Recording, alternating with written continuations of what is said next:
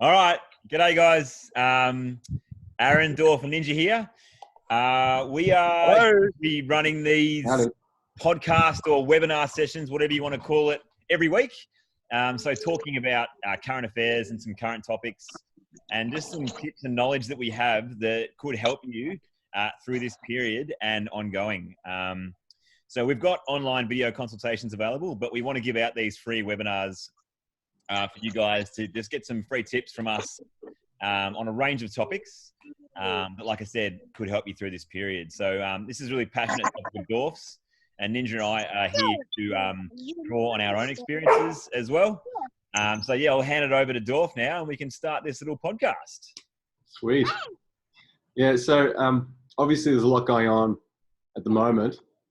And so there's a lot of, I guess, different challenges under the heading of holistic health. And there's also a number of opportunities. So I guess what we're discussing today is just ways to leverage on this new situation and ways to manage that situation as best we can. So there's a lot of different topics. So we're going to go through routines, managing our space, maintaining focus, dealing with stress and anxiety, and a few other things as well. And just talk about some practical, try and get some practical stuff in there as well.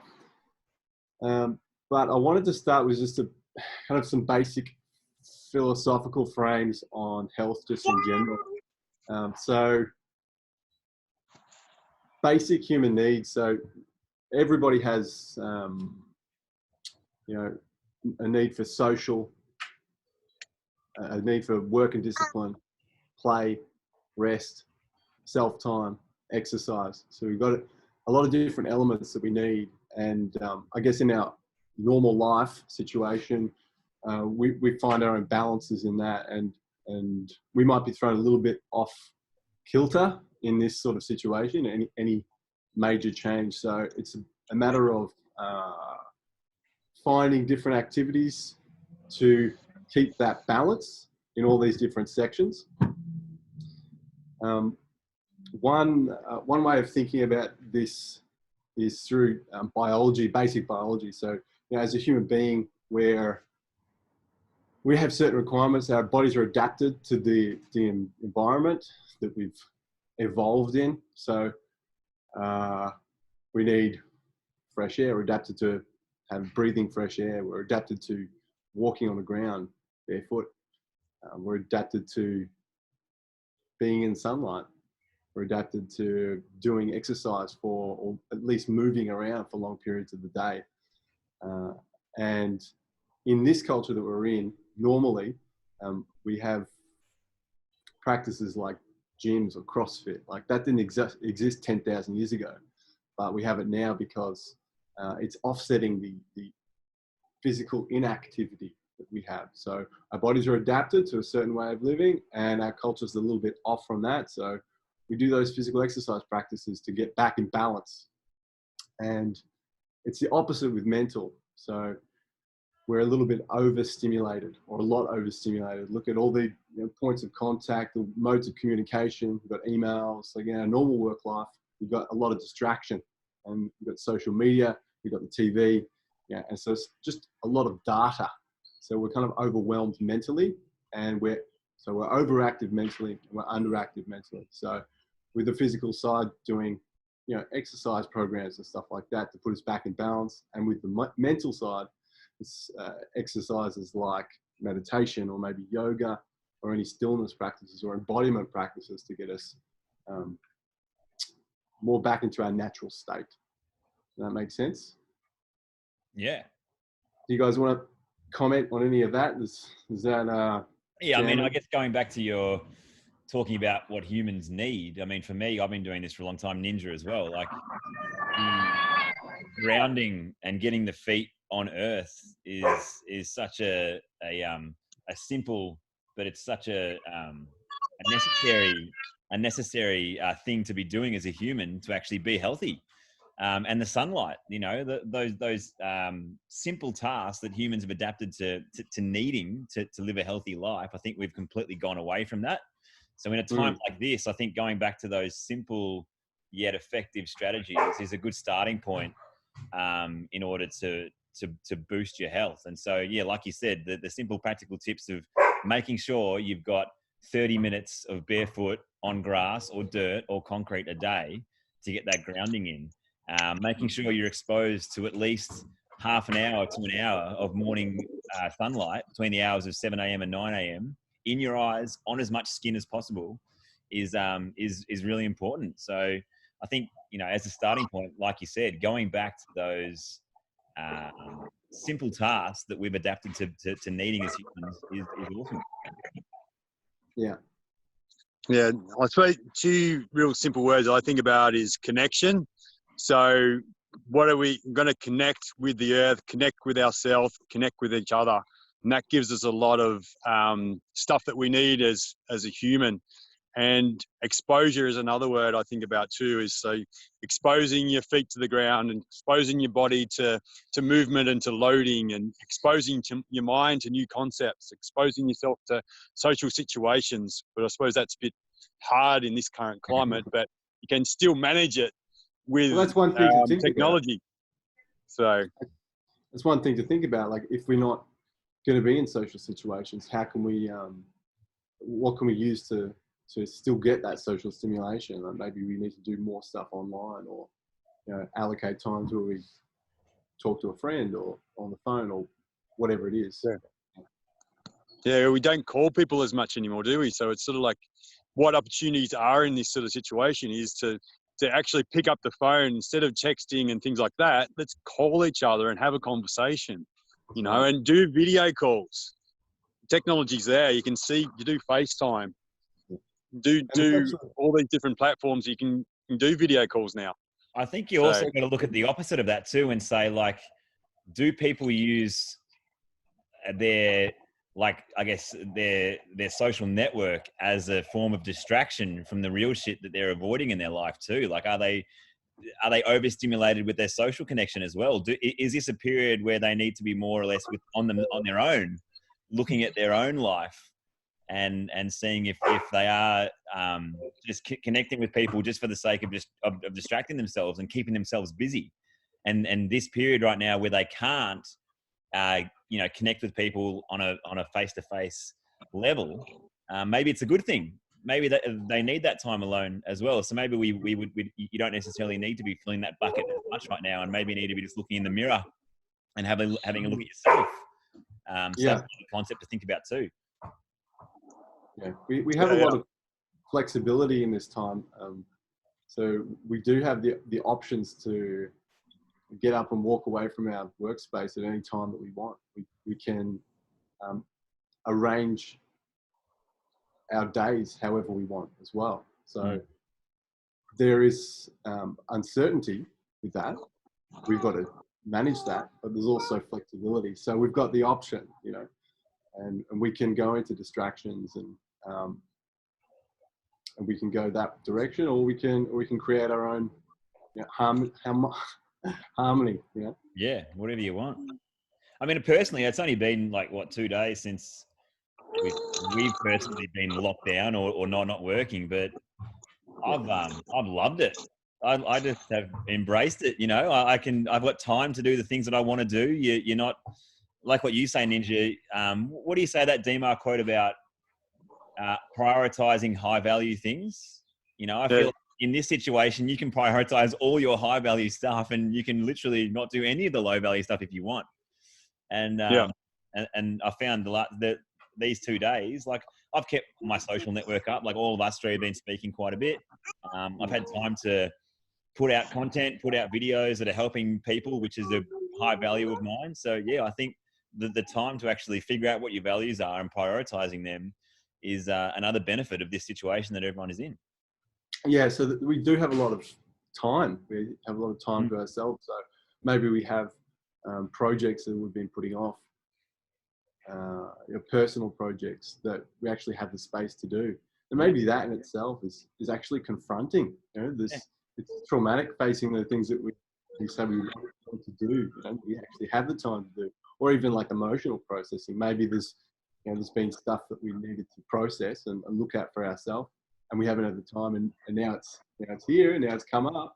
So that can be challenging in itself, It's so true. We have to deal with that, and it's there's resistance. There's always elements of resistance in any of those processing directions, whether it's like physical resistance being under the squat rack, or emotional resistance or mental resistance, and that's what it's about in development and health.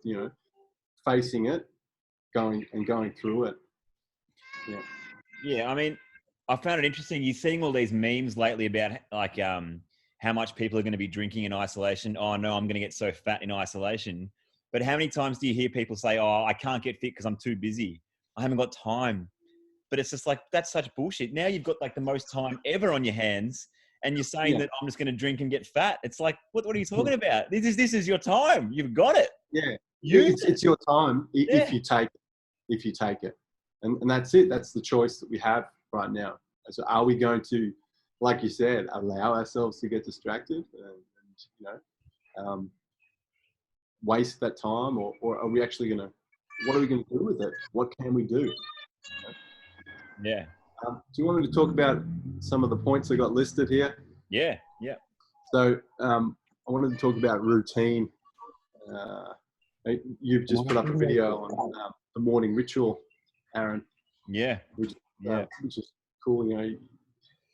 You've got your particular thing that you do every day, and yours for you is making a drink.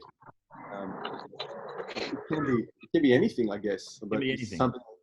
Something that kind of anchors you. I mean, I personally, I like to get 5 minutes, at least 5 minutes meditation time, where I'm setting up my day and thinking about, basically what sort of person I want to be in the day, and how I want to come out, and the things I want to do.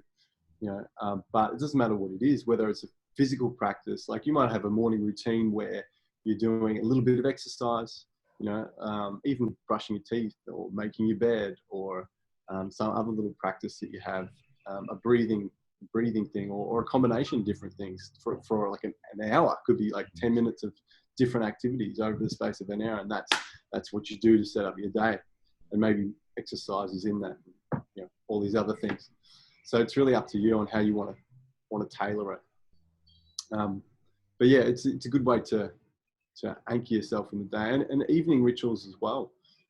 There can be a good time for reflection and looking back over the day, maybe gratitude practices, things like that. I guess the evening ritual stuff probably ties into our section on, your sleep hygiene too. So I know personally I have a red light box, which exposes me to infrared light at night, which is good at getting your sleep cycle ready. It's good for mood, it's good for anxiety, and it's got a lot of other benefits. But for me, my evening ritual is sitting in front of my red light and reading just before bed to kind of just calm the brain. Talking about overstimulation, reading in front of my red light, I feel just kind of grounds me, and I sleep a lot better, and I fall asleep a lot quicker as well. So if you haven't got a morning routine, I wouldn't think, you need like an hour or 2 hour routine. I think just a simple one thing that you do every day, or can start doing every day, which just gets you organized, and it sets your day up. You've got some structure, and you're not just waking up on your phone, aimlessly wandering around, and then you enter your day. And especially in this climate where you're already kind of stressed and a bit aimless, like if you don't have that routine, you're not going to be organized. So we're not establishing these patterns. We're therapists, right? We talk about patterns, and when people get up in the morning, when they go to work, they've got that routine set. Obviously this is changing things, so we've got to actually manually set up those patterns. Like, what do we want them to be, and do them, day in, day out, until we get a kind of steady, just drawing us naturally into those activities. So, maybe goal setting and planning your days, knowing what you're going to do, and actually putting a structure together so that you know what you're doing. Yeah. And maybe I can say some. Get in there. Going back to what Aaron was saying before, the DeMartini thing, it's Parkinson's law. So what that says is If you don't fill your day up with high priority things, it'll get filled up with low priority things. So I suppose with saying this as well, this is an opportunity right now to know yourself, get to know yourself. What is important to you? You know, like we're getting our freedom taken away in a way, but and we've also haven't got that ability to distract ourselves with all this different stuff, all this material stuff we're trying to buy, and all the social status we're trying to get, all this business kind of stuff we're trying to get. We're not able to do that in the same form. So, you know, we're going to have time when we have to be still and sit with ourselves. So, and then shit's going to come up. So it's time to get your pen out and a bit of paper and just try and start to write some stuff down and figure some stuff out. Yeah. So you can figure out, you know, what kind of day you want to have, you know, what sort of rituals you want to have, what sort of interactions you want to have, what sort of fun you want to have, what sort of entertainment you want to have. You can choose it. You don't just have to get fed by whatever's in your feed type of thing on your social media. It's a time that you can choose this stuff, you know? So. Perfect opportunity. Yeah. Yeah. I think like humans like routine and structure. Obviously, I think we work well when we're in that structure. But I guess a lot of people are in a structure that's dysfunctional. They're in a job they don't like. They have no, like, you know what I mean? Like, it's just not a good structure. So in a way, right now, they do have a lot of freedom because they can set their own day up. So like what you're saying, Ninja, right now you've got the freedom to create the life that you want. And it might actually be the start of the rest of your life, because you might say, shit, like, I'm not living in accordance to what I really love. And so you might actually see this 6-month period, more people have career changes than ever before, I think, which would be amazing. I think if people could just start getting into it's a time to reflect and see what's really important. Like what is it? What do we actually value? What are we doing all this for? Time to stop and pause and think, you know, what is meaningful to us, and what can we maybe leave behind? What are we doing that's not so important? Yeah. I wanted to talk about space management as well, and some other practical stuff. One of the things I've seen a few people in their, you know, workspace or whatever in lockdown, kind of floundering around a little bit. So playing music or then going to the kitchen and then doing a little bit of work and then kind of bouncing off different activities and not getting any clean focus. So there's a concept called the gray zone, which I think is really useful for this sort of situation, where if we're not getting clean focus in one area and staying on task and actually doing our work and getting done what we want to get done in our times of, you know, concentration, and then we're also in our off time when we can be relaxing and resting essentially and having leisure, we're feeling guilty, you know, about the work that we're not doing. And because the workspace is right there right now, we can always go and do a bit of work, or should I work, should I not? So there's this kind of blur between the worlds, and we don't get any proper rest and we don't get any proper work done, you know. So that's the idea of the gray zone. So I think space management is really important in a time like this. So having a clean and functional space, and also cultivating a space, being able to, you know, you can cultivate a meditation space where you kind of, and that's again goes back to those habits that you're forming, but it's also, you know, cultivating a workspace. So you have your desk set up or whatever, or your own room, and that's where you go to do your work. And after a while, you do that repetition a couple of times, and you know that when you sit down, everything's out of the way. That's what you do. You know, it's easier to just go to that space and then, all right, here I am, and you get into your work. So you can talk about you're setting up a structure around that as well, and having certain time blocks allocated. So having you know, allocated rest times and all that sort of thing. I also think healthy boundaries is really important. So boundaries physically, so knowing which spaces are for what activities, but also boundaries with people. You know, we might be around certain family members, or, you know, just different people in our space, and so that's another potential source of distraction. You know, people interrupting us. And if we're sloppy with that, we can allow other people to kind of interrupt that clean focus.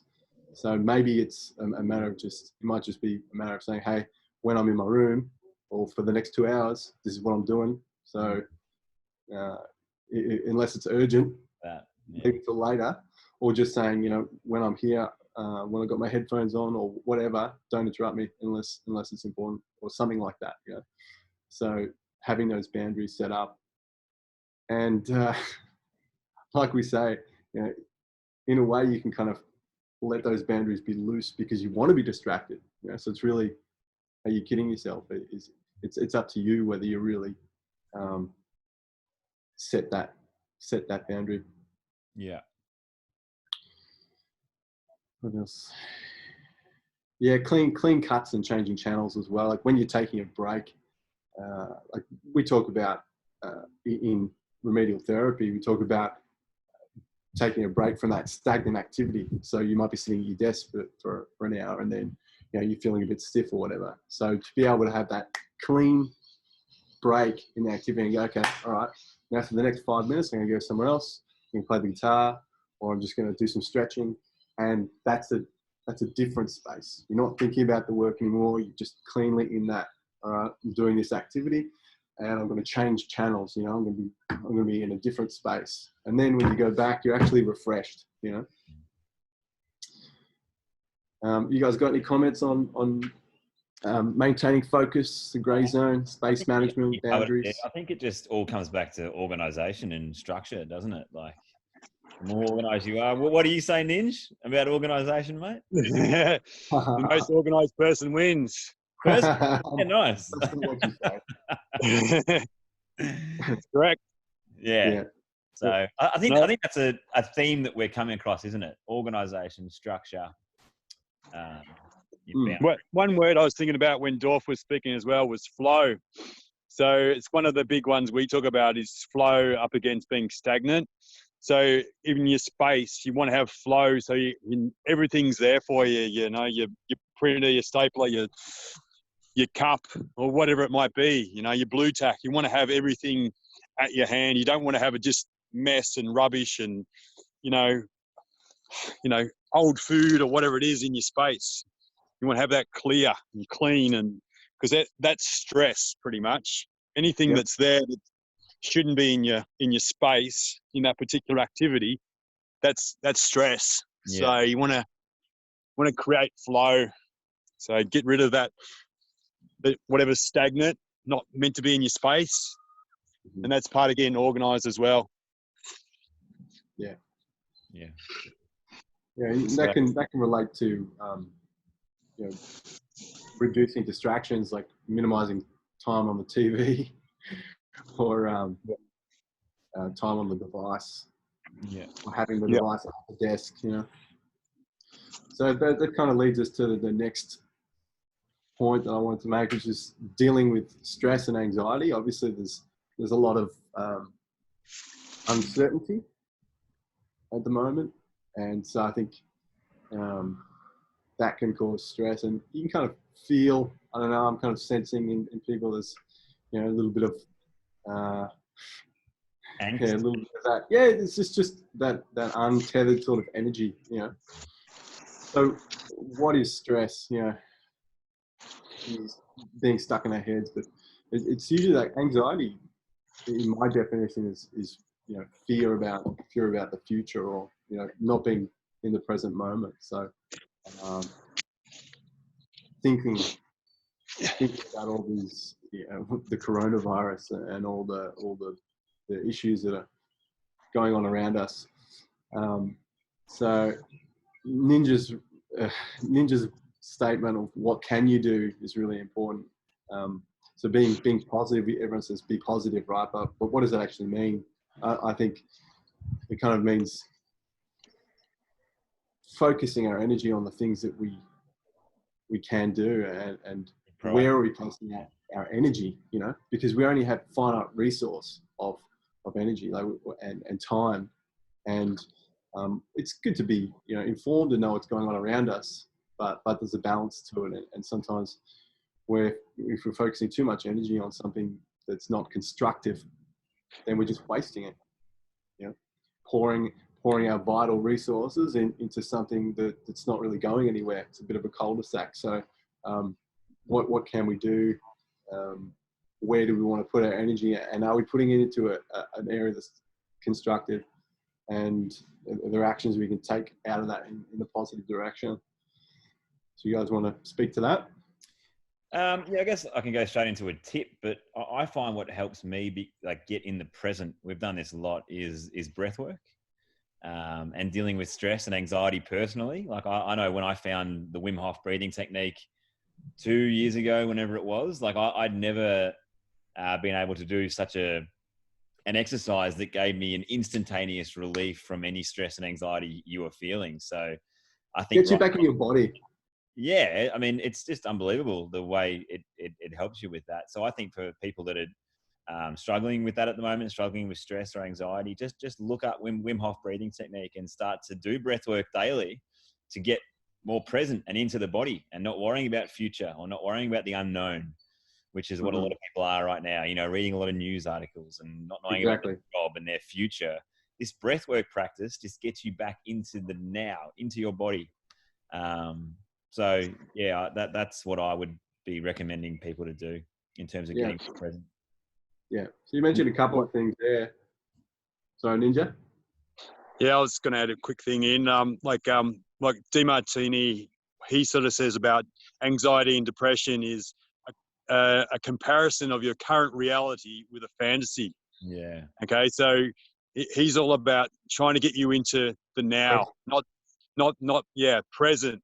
So that's a really important thing to be able to do. Like, what's going on right at this very moment? You're not in danger, you know, all those different things. You're not hungry or whatever it might be. So you need to kind of get into that sort of space, not the past where you wish you were, or not the future, you know, where wishing for that fantasy type of thing.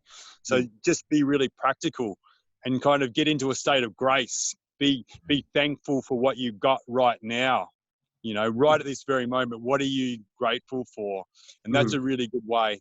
Because whenever you've got that disparity between your emotions, when you're kind of wishing you were this or that, or wishing you were back there, then you're not balanced. Because you can think all about the downsides of something, but you're not thinking about the upsides. You know, what you are grateful for. So having a gratitude list, or going, you know, thinking about, you know, what you can do, like Dorf said, what can you do right now?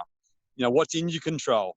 What can you do? So there's lots of opportunities are coming out of these sort of situations, and you got to think about it. You can connect in with yourself. You can connect in with your partner, your kids, nature, all this sort of thing. We've got so much opportunity right now, but if you keep on concentrating on the, you know, the downsides, that ledger's not balanced. So you're going to have anxiety, depressions, and then you kind of want to do stuff to make you feel better, but aren't necessarily good habits or good practices, you know, like eating or drinking or gambling or whatever it might be that you want to do to distract, you know. So so I encourage people just to sit with your shit a bit and work some stuff out about yourself, you know. That's the opportunity. What's important, you know, and just on a real basic level as well, what emotions do, they tell you what you care about, you know. You don't give a shit about stuff that's not important to us. Won't even register, you know. So it's sort of that's the gift you're giving when you are emotional, and you can balance that by, you know, coming into the present, having gratitude, and they're the tactics, they're the habits or the processes you need to learn in order to make yourself be okay in the now. So wherever we place our attention, that grows. Good stuff, Ninj.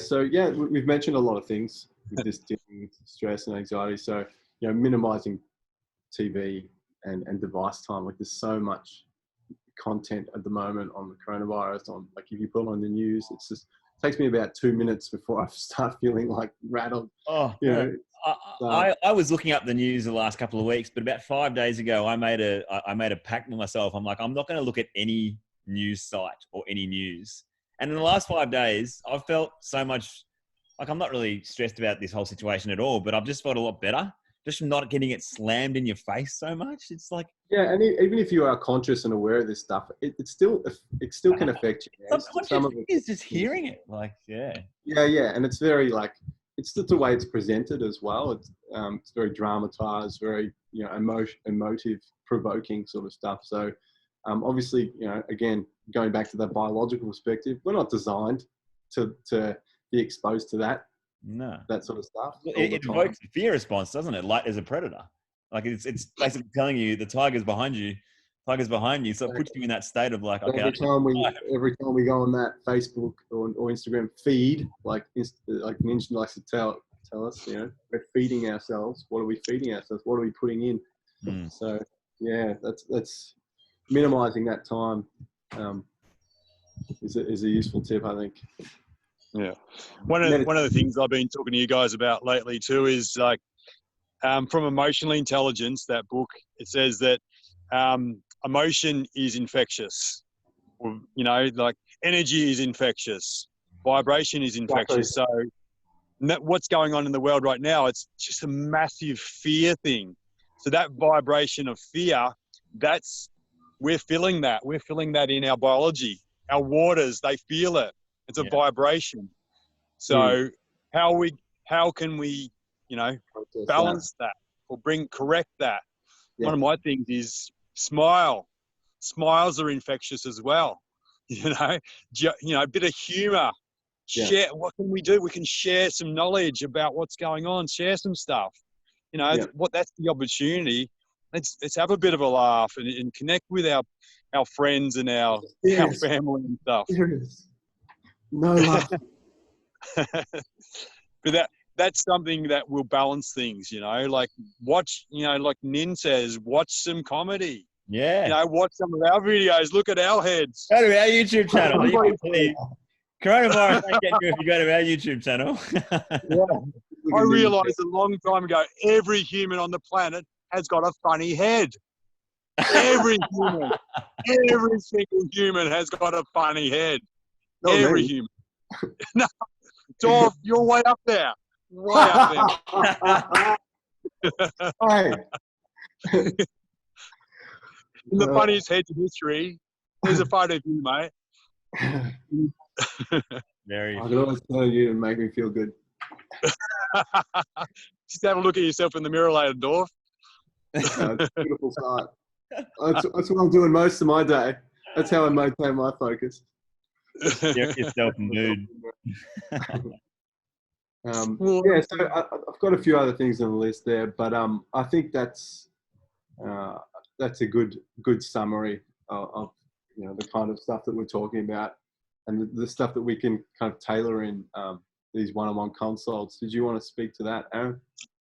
Yeah, I guess, like we said, we're going to be doing these, webinars once a week, just talking about some topics that are passionate to us and that are of interest to us and that we feel we can, impart some knowledge on you guys. But we are wanting you guys to know that we have one-on-one consults available on these topics if you feel like you need some more targeted and tailored specific advice to your situation. Because we love helping people. Like, even though people come to see us for, remedial therapy or pain relief, we love getting involved in the nitty gritty stuff about what's going on for that person in their life, the emotional side of things, the mental side of things, mindset. So it all ties into this situation you're in right now. So if you're out there and you're feeling like you're struggling, or even not, if you just feel like you can maybe learn from us. Be the anchor. Yeah. So, So online, but yeah. Tell us what your particular sticking points are. If we're going to be doing this every week, we'd appreciate you communicating what's important to you and what you're interested in, what your particular challenge points are and sticking points are. And obviously in the one-on-one consults, we can go a lot deeper into the personal situation because everyone's got their own issues, everyone's got their own spaces, their own living situation. So with that is a group of specific challenges. So that's what you'd be able to get with with that consult. Yeah. So yeah, comment below, guys. This will be on YouTube. It'll be on Facebook. So if you, like Dorf said, had a question for us or wanted to tell us what's going on for you personally, just comment and we can start to see if we can see a correlation, and then we might be able to do next week's topic on what those things are. So yeah. Sweet. Awesome. What do you reckon, Ninj? Yeah. We all got funny heads. Whose head do you want to talk to? That's the question. I want to shine your head, Ninj. Buff it up in a buffer. See how funny we can get I'm going to do the Homer Simpson thing. Yeah. The bowling ball. Put your head in the bowling ball buffer. The China. Yeah. I think it was called the China ball. China ball, was it? Yeah. The big China ball. I'm going to bowl that down your alley. Oh. Very another video idea. Very informative today, Ninja. You were on point today, mate. Walking through your forest. Yeah. If you want to go back through the video, just fast forward to when I was saying stuff. It's all the nonsense. You don't need to worry about these other blokes. I think it's because our heads are nicer than Ninja. You just jealous, head envy. Throwing darts there. Yeah. Do you want to talk to us about your property there, Ninja? You're walking through your little forest. I've just been walking around gathering all these dead fern fronds. I'm going to have a big bonfire. I'm just sort of organising things. I'm going to, get this place going for when Aaron comes up and has a look. Sweet. So, getting my pathways going. So, yeah, organising things. So, well, on that note, good stuff. Beautiful day up here in Alinda. Great day to be alive. You can swear, mate. It's all right. Yeah. The most organised person wins. I'm organised. I've never heard you say that ever. All right, guys. Good stuff. So, yeah, we'll see you next week for another podcast. We'll try and come up with a title. We need a title for this, don't we? Maintaining holistic health during lockdown. Yeah, that's pretty cool. What do you reckon, Nick? What do you It's like? a no. It's a flat no. Oh, yeah, that's pretty cool. Thanks, mate. Oh, you look really nice. That's good. That's a great title. Well done. Yeah, no, that's good. Let's just call it 3 funny heads. I reckon. All right, we'll find the middle ground between those two, I think. Yeah. All right, guys.